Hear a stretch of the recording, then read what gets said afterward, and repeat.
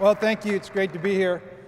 As was just mentioned, I'm a product of the California schools, elementary, middle, high school, community college, and the UC system. So it's always great to be back here. I'm really pleased to be able to participate in what I think is really a tremendous undertaking here in the state, as Michael Fullen pointed out and as Linda has outlined in greater detail. I'll follow up on a lot of what Linda had said. I want to create a framework or a frame of reference for thinking about Common Core and Smarter Balanced. You know, it's real easy when these things come along to get focused on programs to achieve a goal or to implement a policy. But it's much more difficult to remember what the goal is. Why are we doing Common Core? Why are we doing Smarter Balanced? What are we trying to accomplish?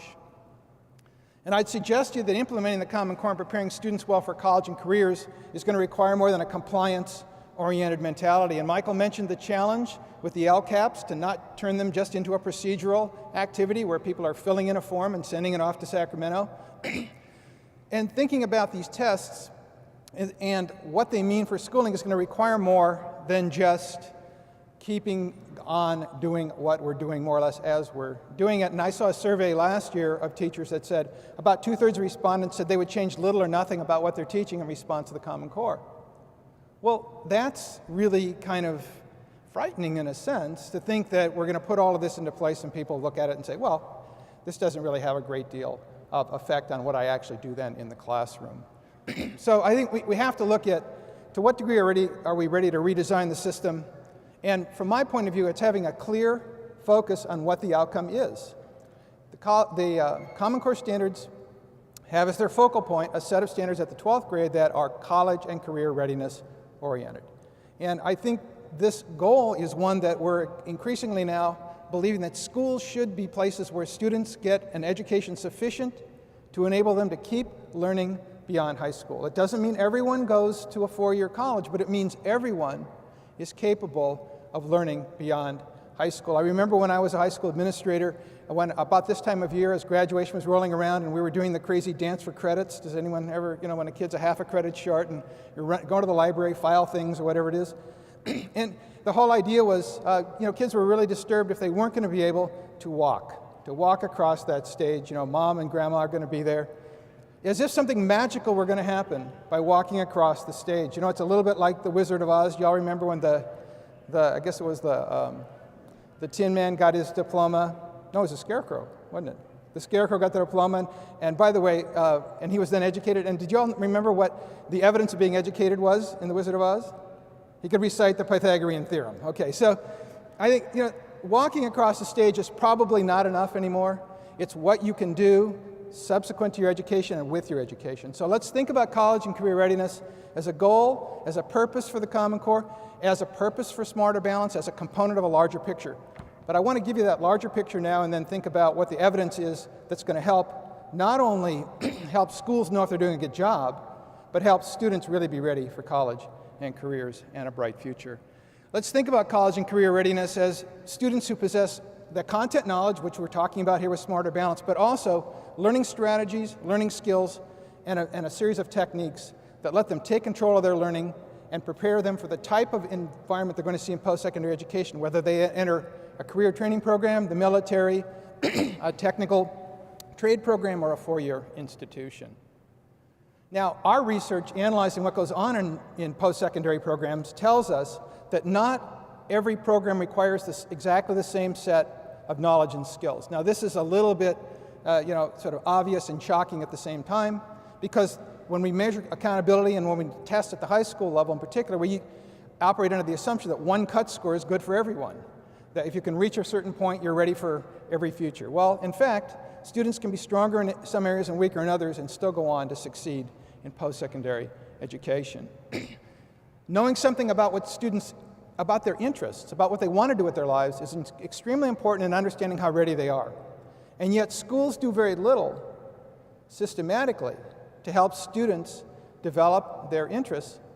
And all of our testing systems gather almost no information about student aspiration and whether aspirations are growing and increasing or whether they're declining as they move through school. And our goal should always be to have students' aspirations increasing. We want them to be more motivated, more engaged, seeking to strive to higher and higher challenges in their future, not downgrading their hopes and their expectations. But we need to know more about what those are.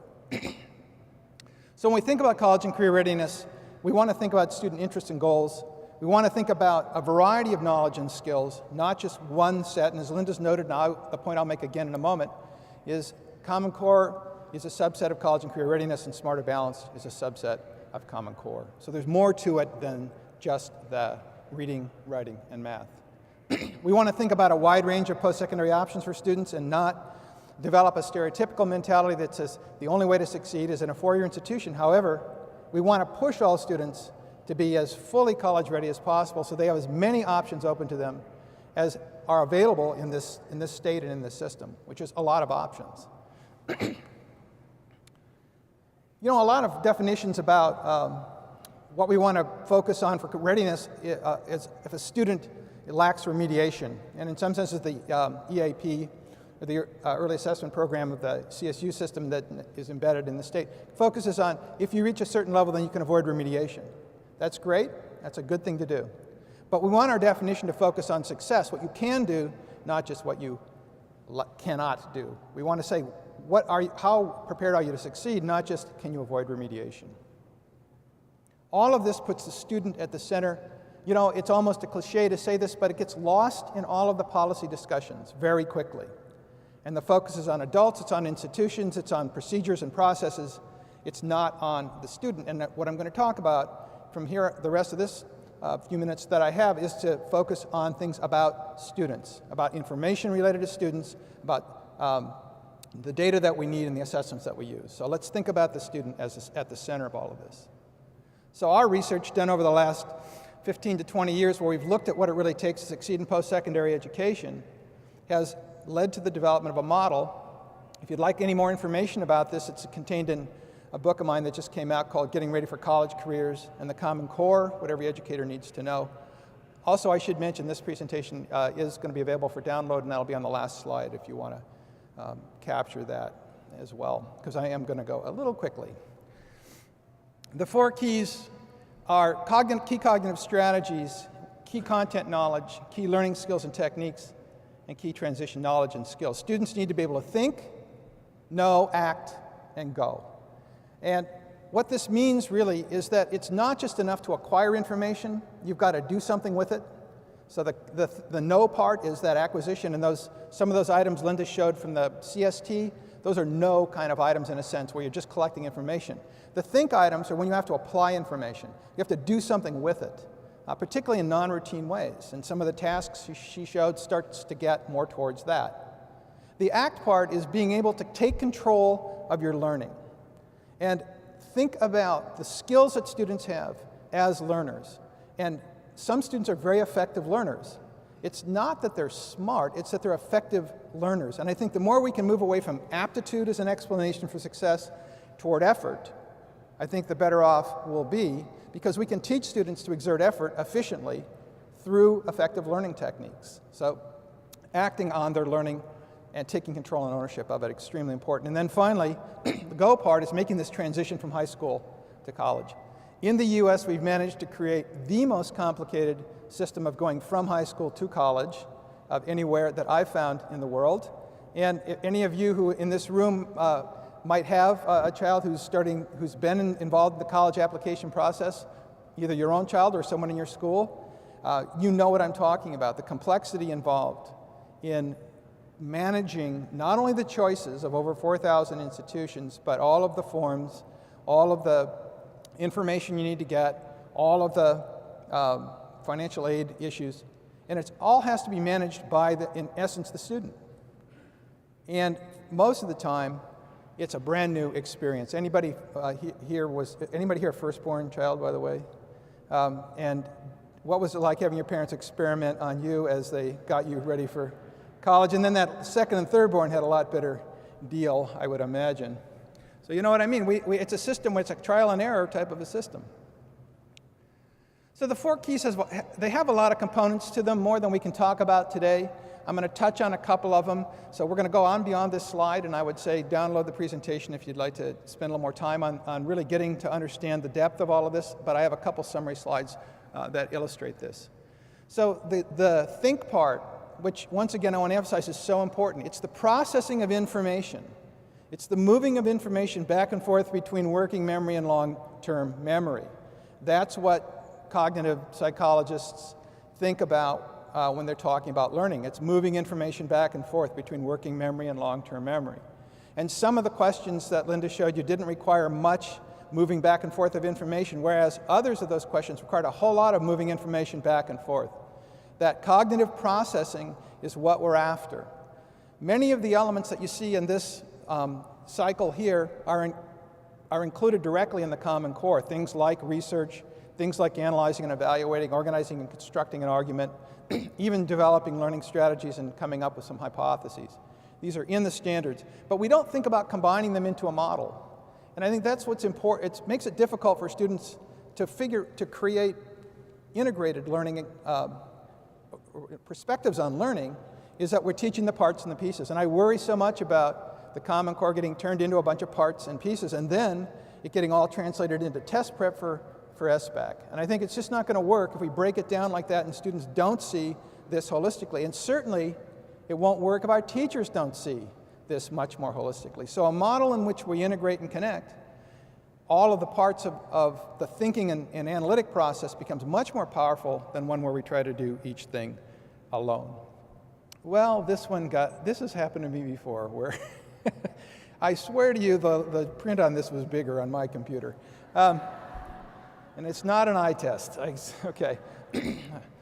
So, okay. Very quickly, what's happening here is the idea that students need to take ownership of their learning. A question I'd like to ask you to think about is, if the Common Core is higher and it's more demanding of students, what's that going to mean? Well, it's going to mean they're going to have to be more engaged, right?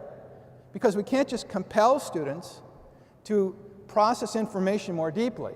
We can compel them to do procedural learning, to follow directions, but we can't compel them to think deeply. They have to really agree to participate in that. Now, that really means they have to take more ownership of their learning.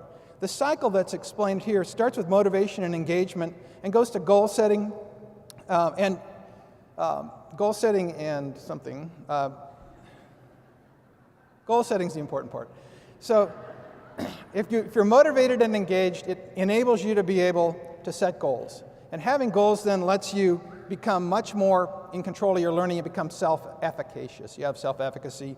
That leads to much more reflection on your learning through metacognition and self-monitoring, which leads then to greater persistence. Some people talk about grit, resilience, other words like that. But if you think about this as a cycle where you start, you're motivated, and then you set some goals for yourself, and then you start to achieve those goals, and you become more confident in your ability to learn, then you reflect on your learning and see what's working, what isn't, and then you're willing to persist with a difficult task.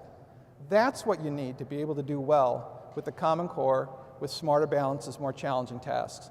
But that only happens if the learner agrees to do this. We are not going to succeed by just exhorting them, and we're not going to succeed by just giving them procedures to do this. So this is the part when I say it's about transforming schooling. It really is, the learning has to be engaging, students have to participate, teachers have to make this more of a partnership. I'm not talking about any particular pedagogical technique. I'm saying it's a combination that'll be very different from teacher to teacher, but it has to lead to this deeper engagement. The transition knowledge and skills are complex. I'm not going to spend a lot of time on them, except to say that if students are not acquiring what I call the privileged knowledge about what it takes to make this transition in our system from high school to college, then all of our efforts will be largely for naught. And the research is pretty clear that particularly for those first-generation students and from those students from low-income backgrounds, that making that transition is particularly difficult, and that knowledge itself is alien to them, whereas it's much more available in other settings. So we've got to do more in schools to make public and transparent the information about what it takes to apply to college, to get financial aid, what the options are, and to give students experiences that familiarize themselves with college to a much greater degree earlier on in their careers in high school to where they see it as a realistic opportunity and option for them. The assessment part then, if you think about the 4 keys and what it means for assessment, you'll notice that up in the upper right, in the center there, is the completely college-ready and career-ready student. That's kind of a lot, and it's a lot of information to know. When you think about, in your own life, yourself or maybe your child or a relative of yours, if you were trying to know how college and career-ready you were, or your child was, or a friend or relative was, you took into account a lot more information than their math score and their reading score. Although, I think what's kind of interesting is the degree to which people take something like an SAT score and define themselves for life. I mean, how many of you remember or know what your SAT score was? That's right, okay? And you tend to define yourself a little bit that way. And yet, what my message, and the message I think we need to have for students, if we're going to get more students to go on to post-secondary education, we have got to collect more information from a wider range of sources and get a fuller picture. So you can see here we collect information on reading, writing, and math. We collect it over and over and over again in multiple measures, and we don't even really combine those very well. We get a little bit about the cognitive strategies from assignments and so forth, but we get nothing about the key learning skills and techniques and the key transition knowledge and skills. We don't know what our students know in these areas. And as I've mentioned before, these are incredibly important as motivators and as the tools to do the kind of challenging learning that Linda was outlining or inferring from some of those questions that she was sharing with you. So we want to think about going from an assessment system to a system of assessments, and Linda mentioned systems of assessment notions. So what's an assessment system? See if this sounds familiar. An assessment system provides the least amount of information needed to make as many decisions as technically feasible or politically necessary at the lowest possible cost. This is how legislators, unfortunately, think about the evaluation of education. They do not, and I will ask you this question, how many of you would go to a doctor who used this definition on how they wanted to treat you? They wanted to get the least amount of information possible, make the most decisions they could at the lowest possible cost. None of us would tolerate that in our health care, in our personal, or in any aspect of our personal lives of any significance. And yet, this is how policymakers think about assessment. The model that we're talking about, Linda and I talk about, thinks about getting as much information as possible with the primary goal to be to inform the learner, in the same way that any information about your health ought to inform you. And with the goal of helping learners understand their relationship to their aspirations and to facilitate student-centered decisions about their readiness. Now, you notice I didn't mention the adults here, but it doesn't mean that this information isn't useful for schools or for accountability purposes and for other reasons. It just means we start with the test of information being what does it take for the student to know, more comprehensive view. So getting a true view of readiness and mastery of the Common Core requires more evidence and data than comes from a test. I talk about a profile approach or a digital portfolio. It's the same type of a notion where you take multiple sources to determine readiness, but all that information has to be actionable by students. Why give students information that they can't do anything about? You know, when that good old SAT score, a lot of times you got that score about the time you were done with school. There wasn't anything you could do about it. That's an example of information that's not actionable. We want to give students information they can do something about, and not just go back and relearn material that they didn't get right the first time, but think about how ready they are and what they need to do next. That goal setting I talked about, really to be prepared to succeed in pursuing the aspirations that they've identified for themselves. This is also a little difficult to read. This also kind of looks like an art chart, unfortunately. But the goal here is just to illustrate the fact that you can start with the same types of information we have now. You can start with smarter balanced scores, with an SAT score, with a cumulative GPA. You might add some information about how challenging the courses were the students took, or their overall, what I call an overall readiness score. But it's still the kind of information that we're used to. But as you drop down to deeper levels in this profile, you start to see more evidence of student learning at a more complex level, to where you, and in some senses, it parallels some of what Linda showed you about a continuum of assessment with greater complexity going down to actual student work. If you'd like to see a little bit more about this, I have an article that's going to be in the spring issue of the Journal of College Admission, on new conceptions of college and career ready. So I'm trying to pitch this notion to admissions officers to say, you should be ready and asking for this type of information from students and from schools. And if you do that, we'll create a push-pull to where the schools are doing it and the colleges are asking for it. And I think that's going to be what helps to make this click. So that's kind of a quick overview. If you want to download a copy of this presentation, it should be posted very soon. If it's not up today, it'll be up in the next day or two at either of the two websites that you'll see there. And if you want a more detailed view, I hope, you know, we're still buying and reading books. I mean, I'm hoping. And so it is in the book, College Careers in the Common Core, and I'd invite you to take a look at that. So with that, thank you very much for your attention, and good luck.